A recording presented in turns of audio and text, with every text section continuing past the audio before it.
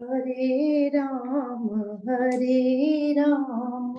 राम राम हरे हरे, हरे कृष्ण राधा कृष्ण हरे हरे। आज हम 10वें दोहे से आगे पढ़ेंगे। रामचरितमानस अरण्य कांड। जी सुमन जी। जय श्री राम जी। श्री राम प्रवेश कर चुके हैं अरण्य में, तो इसीलिए इसका नाम है अरण्य कांड। क्योंकि इसके जो भी चरित्र हैं सारे के सारे वन में ही हैं। और अरण्य में प्रवेश किया है जब प्रभु ने, तो अरण्य की धरती कैसी हो गई है, कोमल। प्रभु के लिए वैसी की वैसी ही हो गई है। और यहाँ पर प्रभु ने अपनी पूरी प्रभुताई प्रकट कर दी है अरण्य कांड में। किसी भी ऋषि के यहाँ जा रहे हैं, जहाँ ऋषिवर कोई भी मिल रहे हैं, तो कैसे मिल रहे हैं, कैसी हमने पीछे अत्रि मुनि द्वारा स्तुति सुनी। क्योंकि जब अयोध्या कांड चल रहा था तो वहां तो वो राम ही बने हुए थे, तो अरण्य कांड से ही राम से श्री राम सब रूप के रूप में आगे चलेंगे प्रभु।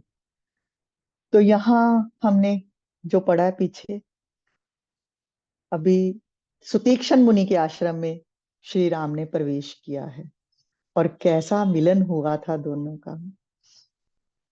जब अपना आराध्य सामने खड़ा हो तो मन कैसे धीरज रख सकता है, नहीं रख सकता, तक तक ही लग जाती है। और एकदम से चित्र के जैसा ही वो भगत जो है वो हो जाता है, और वैसा ही मुनि की दशा बखान की गई। और फिर थोड़ा सा धीरज रखा मुनि ने, चरणों का स्पर्श किया है प्रभु का, और प्रभु की अपने आश्रम में आकर पूजा की है। और सुनते हैं संवाद भगत और भगवान का। हाँ जी आशु जी, चलिए आगे। मुनि अगस्त कर शिष्य सुजाना, नाम सुतीक्षण रति भगवाना। मन क्रम बचन राम पद सेवक, सपने हूँ आन भरोस न देवक। प्रभु आगवनु श्रवण सुनि पावा, करत मनोरथ आतुर धावा। हे विधि दीन बंधु रुक रघुराया, मोह से सट पर करिहि दाया। सहित अनुज मोहि राम गोसाई, मिलहि निज सेवक की नाई। मोरे जिय भरोस दृढ़ नाही, भगति बिरति न ज्ञान मन माही। नहीं सत्संग जोग जप जागा, नहीं दृढ़ चरण कमल अनुरागा। एक बानी करुणा निधान की, सो प्रिय जाके गति न आन की। हुई है सुफल आज मम लोचन, देखी बदन पंकज भव मोचन। निर्भर प्रेम मगन मुनि ज्ञानी, कही न जाई सो दशा भवानी। दिसि अरु बिदिस पंथ नहीं सूझा, को मैं चलेऊ कहाँ नहीं बूझा। कबहुक फिरि पाछे पुनि जाई, कबहुक नृत्य करई गुण गाई। अबिरल प्रेम भगति मुनि पाई, प्रभु देखे तरु ओट लुकाई। अतिशय प्रीति देखि रघुबीरा, प्रगटे हृदय हरन भव भीरा। मुनि मग माज अचल होई बैसा, पुलक शरीर पनस फल जैसा।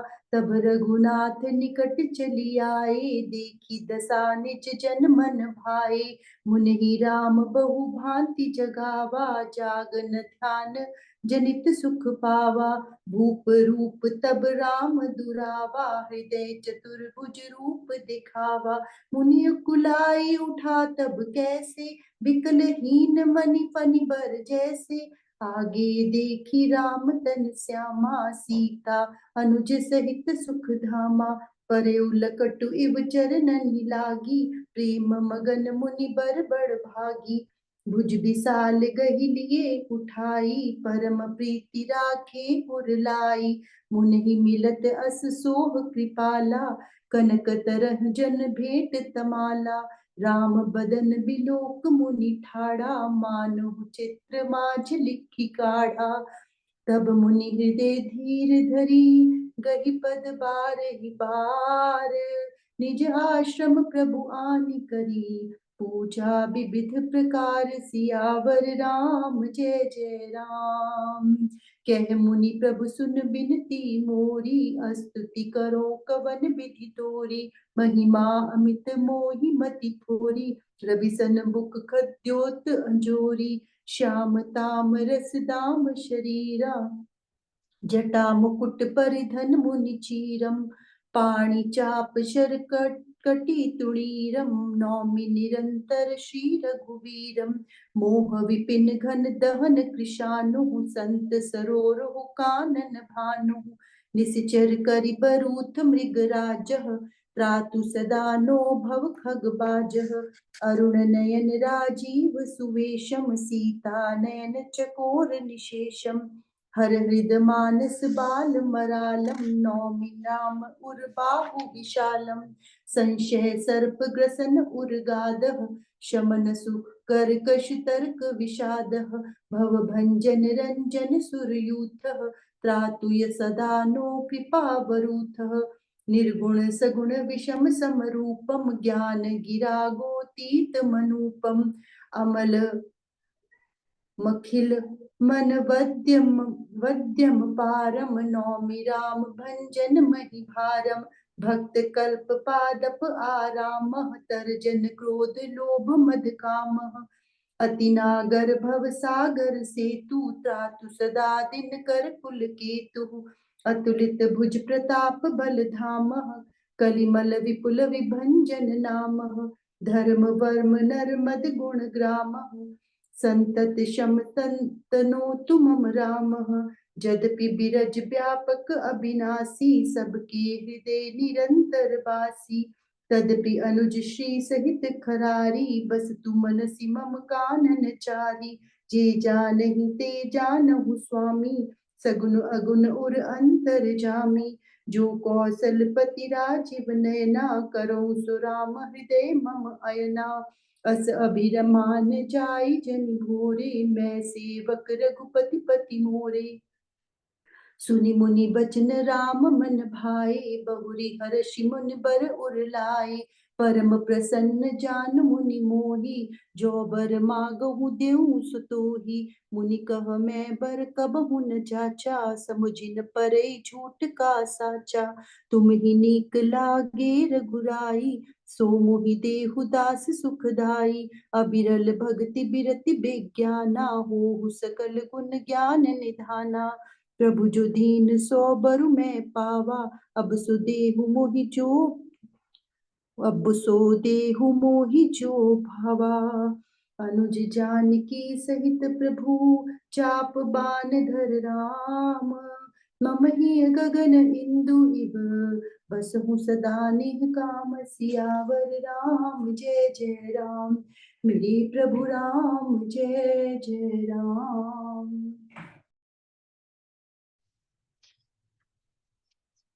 जय श्री राम जी।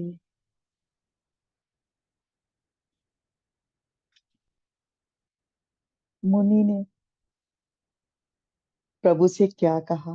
कहा मेरी विनती सुनिए, मैं किस प्रकार से आपकी स्तुति करूं। आपकी महिमा अपार है और मेरी बुद्धि अल्प है। जैसे सूर्य के सामने जुगनू का उजाला। जुगनू का तो तभी आनंद आता है ना जब रात होती है, तभी जुगनू चमकता है और दिखता है। और अगर दिन में कहीं जुगनू चमक भी रहा हो तो कहीं दिखता है क्या? नहीं दिखता ना। तो वैसे ही मुनि कह रहे हैं कि प्रभु, मैं आपकी स्तुति कैसे कर सकता हूँ।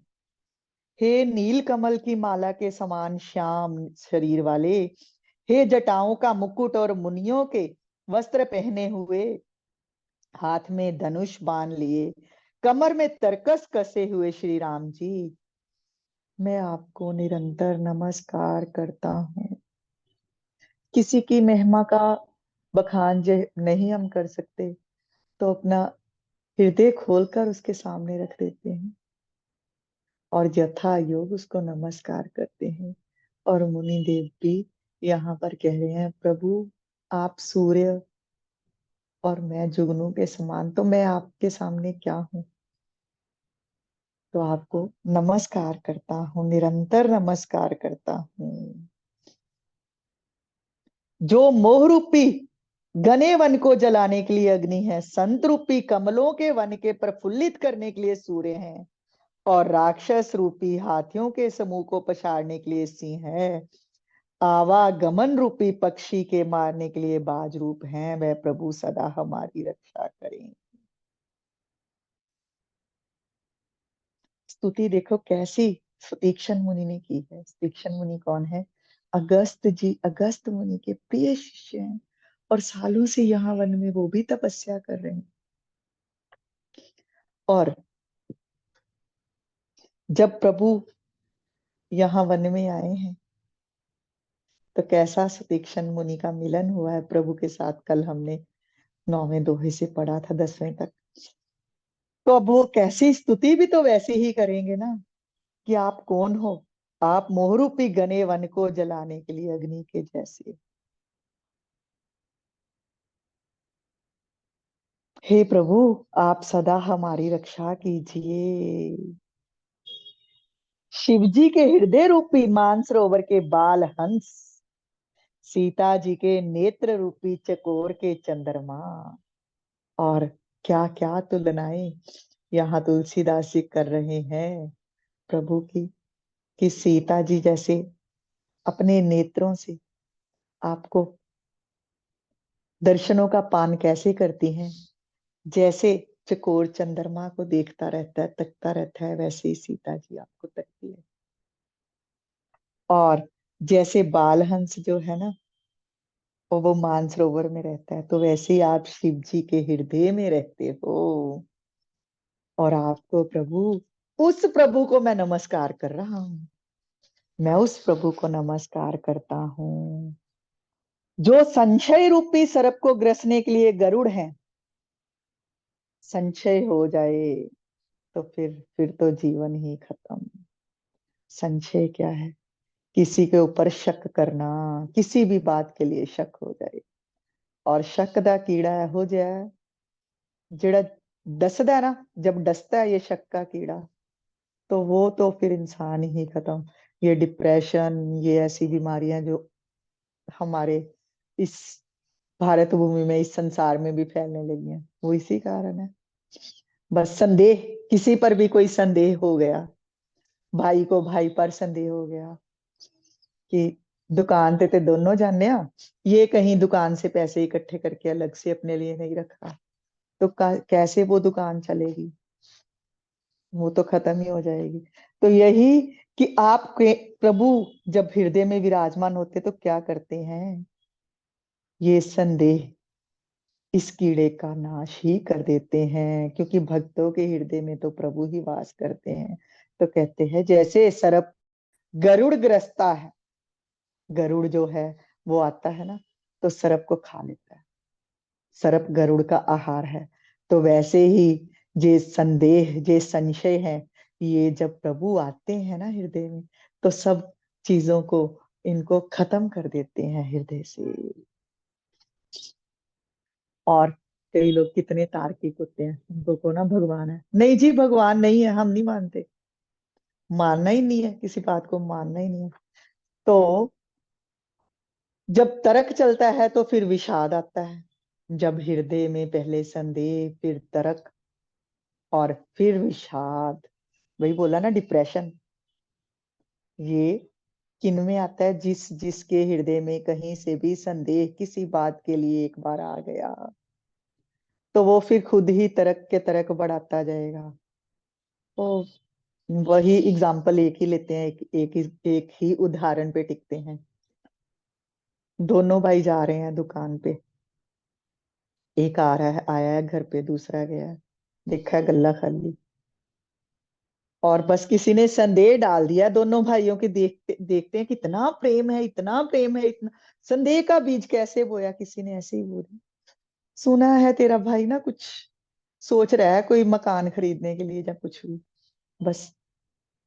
तो वो आगे से कहता है, नहीं मेरा भाई मेरे से पूछे बिना कुछ करेगा ही नहीं। तो बड़े भाई को ऐसे कह दिया, और संदेह तो नहीं आया, बस एक दो बार, तीन चार बार देखा, हर बार देखा कि गल्ला जब भी छोटा होके जाता है दुकान से, तो गल्ले में बहुत कम पैसे होते हैं, तो बिक्री तो होती होगी। तो ये क्या सच्ची बात है, किसी ने संदेह का कीड़ा रोप दिया ना मन में, तो वो संदेह का कीड़ा चलता ही जाता है, चलता है। अच्छा सच्ची में कहीं से कहीं कुछ कर ही रहा है, कुछ ना कुछ बाहर ही बाहर बना रहा है।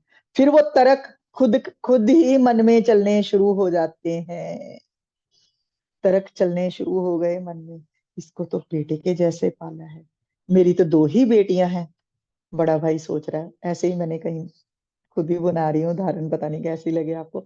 मेरी तो बेटियां ही हैं, इसके बेटे के बाद तो हमने पुत्र भी नहीं लिया कि ठीक है यही हमारा पुत्र है।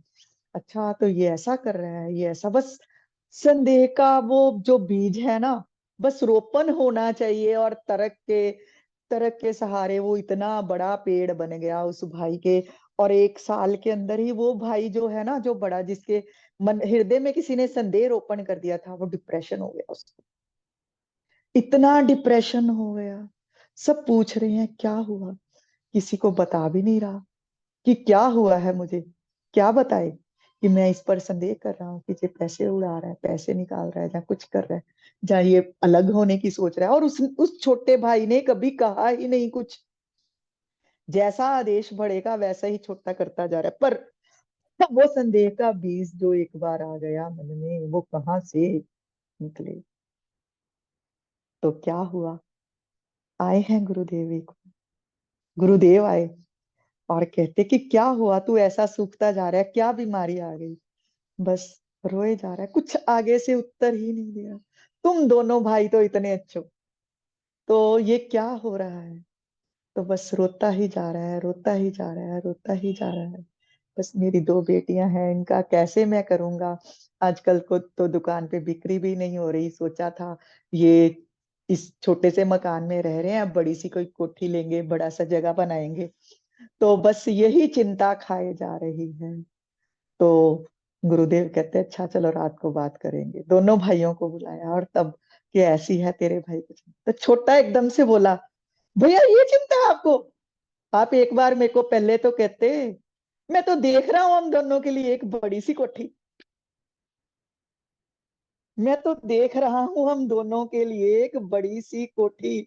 और मैं तो आपको एकदम से सरप्राइज देना चाहता था उस कोठी का, कि ये भैया ये देखो, ये मैंने बनाई है, और ऐसे पैसे मैंने इकट्ठे किए हैं बेटियों की शादियों के लिए। आप चिंता ही, क्योंकि एक लड़का भी देखा है मैंने बड़ी की शादी के लिए। और आप एक साल से आप ऐसे बीमार हो, तो इसलिए मैं आपको ये बताया ही नहीं, ये बात मैंने बताई नहीं।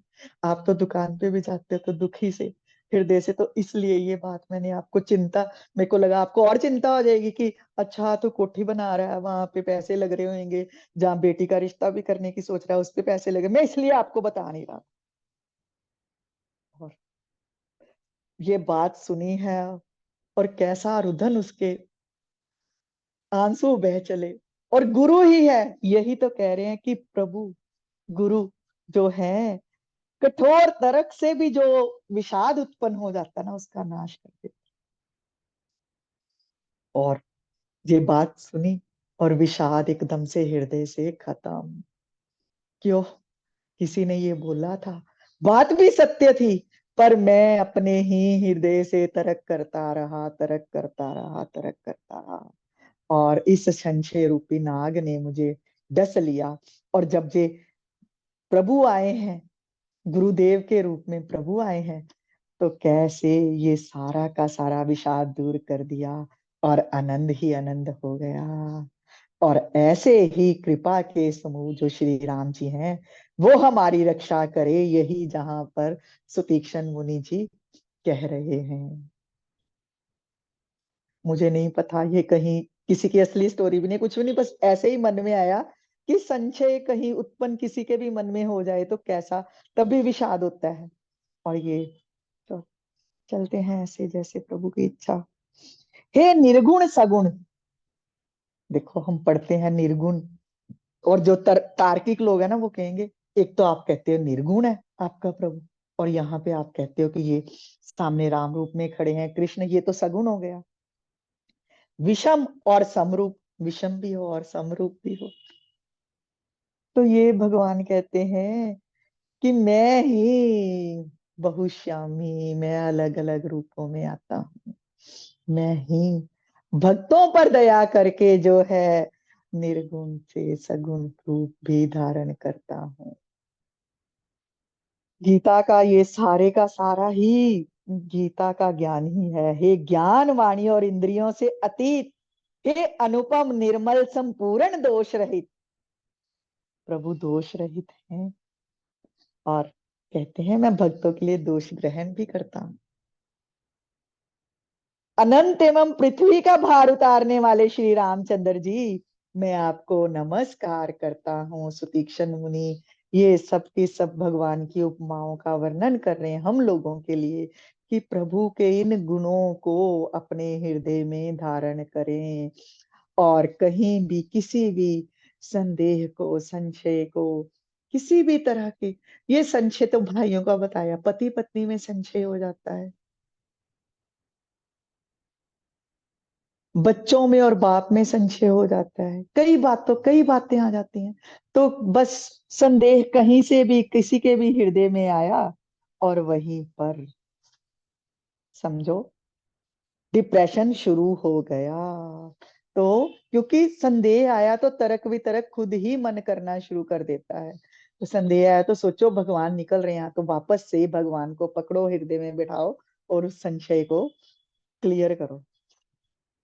आगे क्या कहते हैं, अब आगे भगवान के प्रभु के और भी बल का वर्णन कर रहे हैं सुतीक्ष्ण मुनि जी।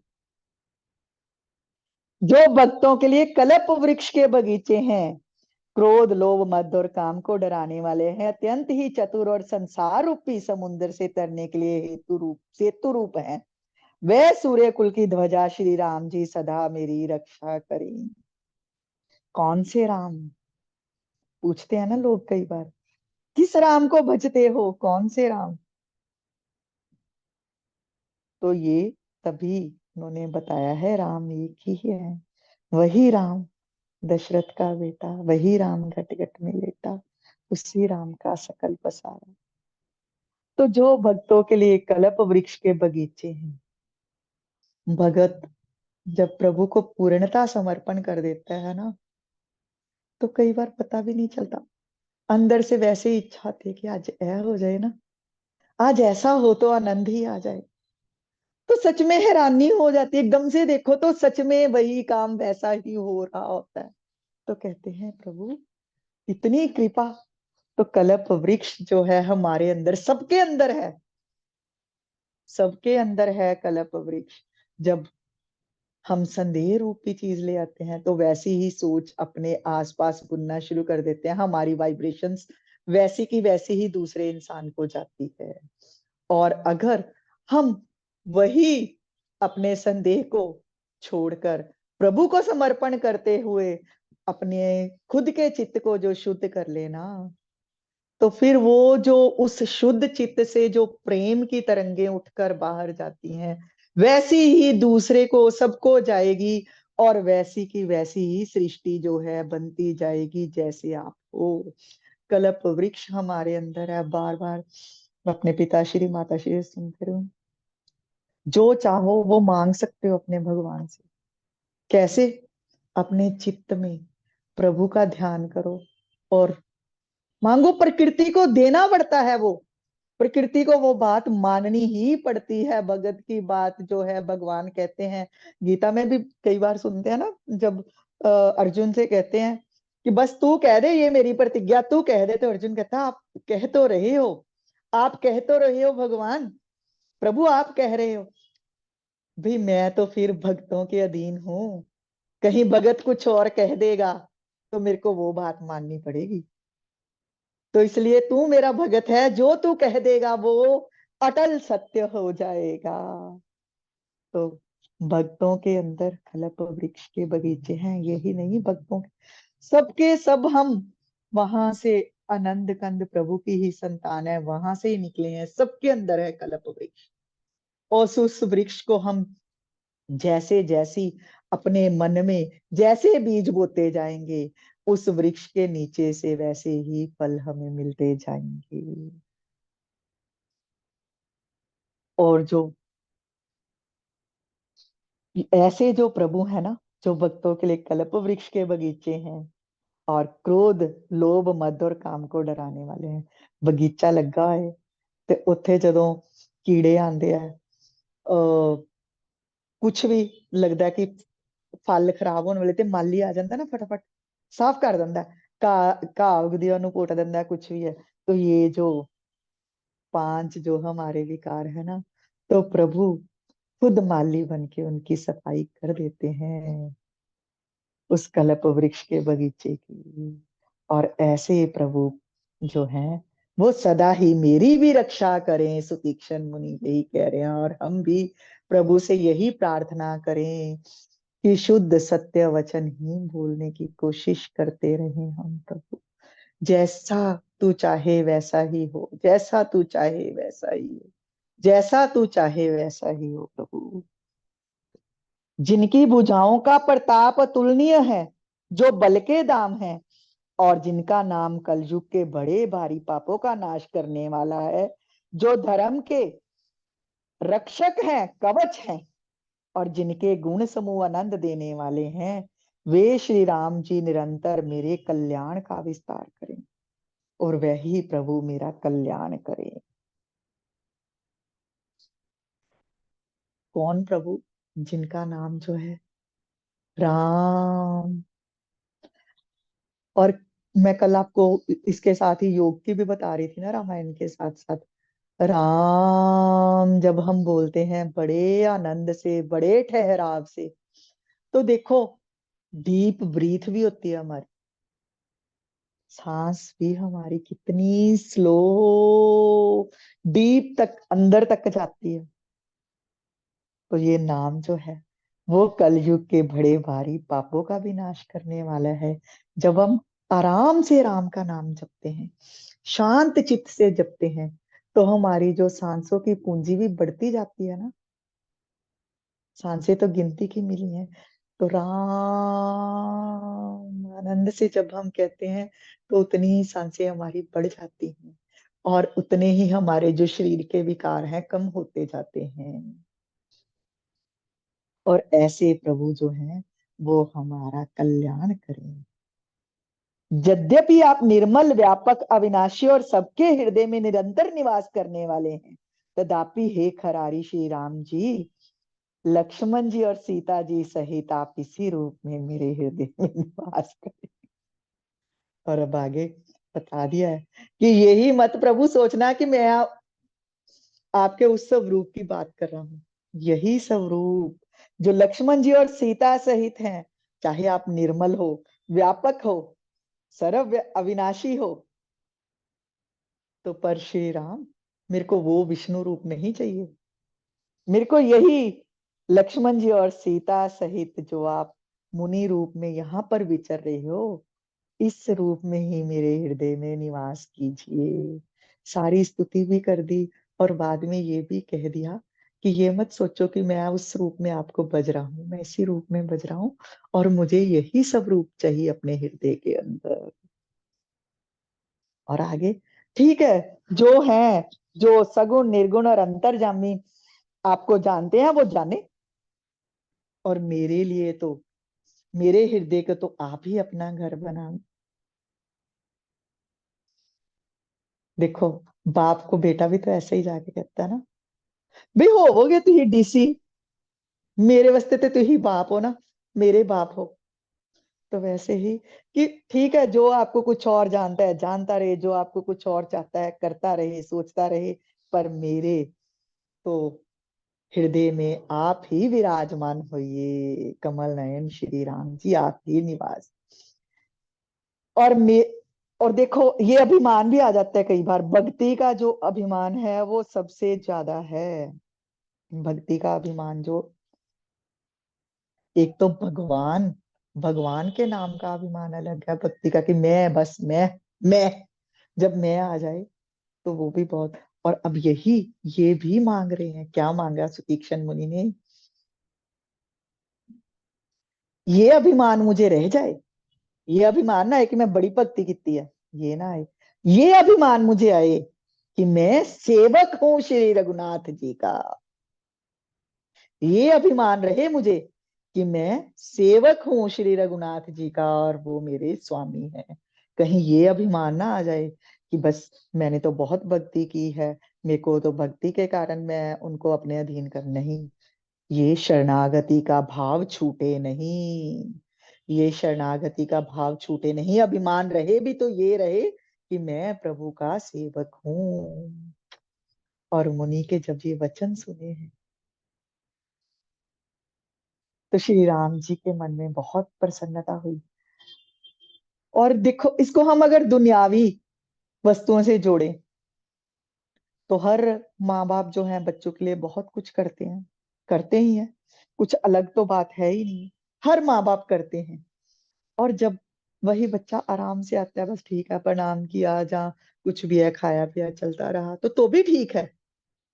पर जब वही बच्चा आकर माँ बाप को बड़ी प्रशंसा भी करता है कि हाँ, आपके कारण, आप मेरे माता पिता ऐसे हैं, आपने मेरे लिए ऐसा किया और आपके कारण मैं आज ये बना हूं, तो बाप और माँ का दो जो सीना है ना, कैसे प्रसन्नता से फूल जाता है, कैसा प्रसन्न हृदय हो उठता है कि वाह, आता था, कुछ कहता तो नहीं था, गलत तो नहीं कहता था, पर कभी ऐसा भी आकर प्रशंसा, पर वही बच्चा जब आकर बहुत प्रशंसा से हृदय से लगता है तो कितना, तो वैसा ही जब सुतीक्षण मुनि जी ने ऐसी बातें कही हैं, ऐसा स्तुति की है, तो श्री राम जी प्रसन्न हो गए।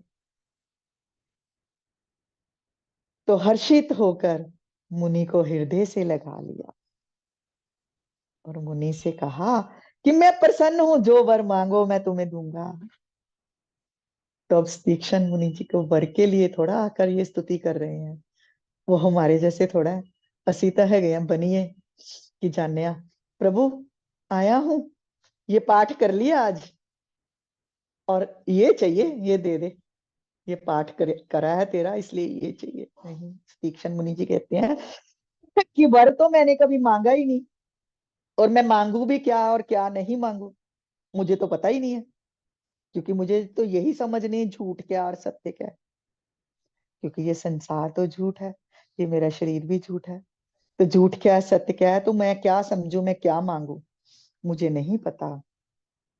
तो हे रघुनाथ जी, हे दासों को सुख देने वाले, आपको जो अच्छा लगे मुझे वही दीजिए।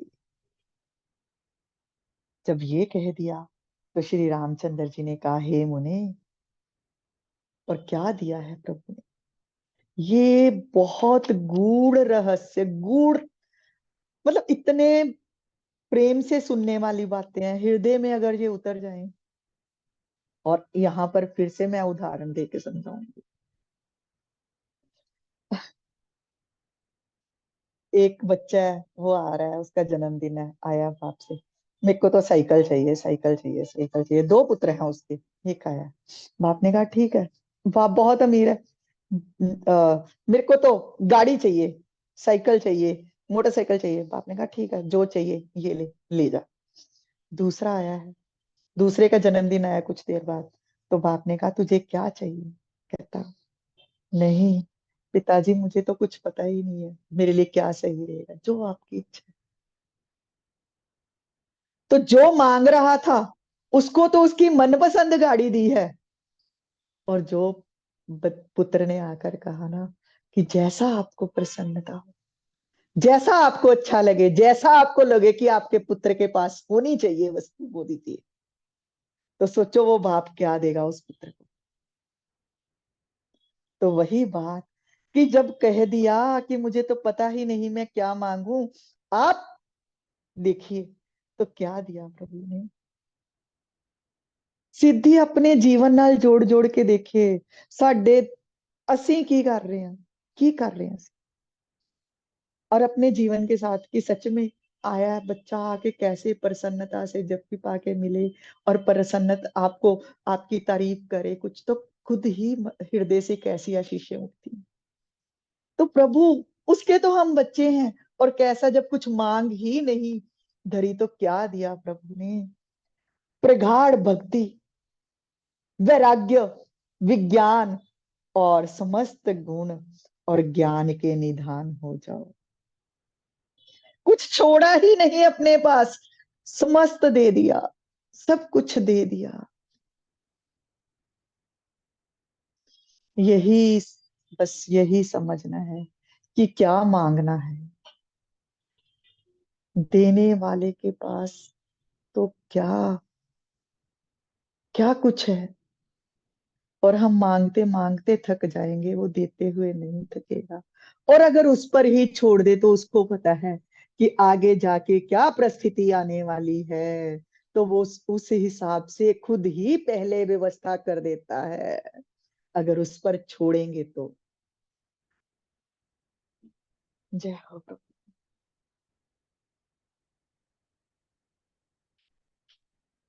अब क्या किया है, उन्होंने कहा ठीक है प्रभु आपने ये तो अपनी इच्छा से मुझे दे दिया।